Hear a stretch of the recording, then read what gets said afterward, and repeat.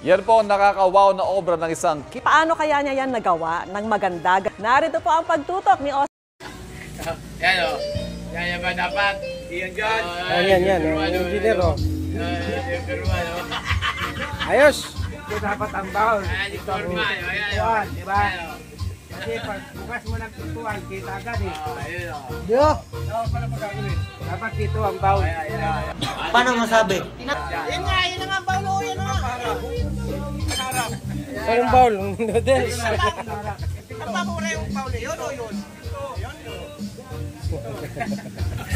Tapos, Ay! kasi ito ang baon pintuan.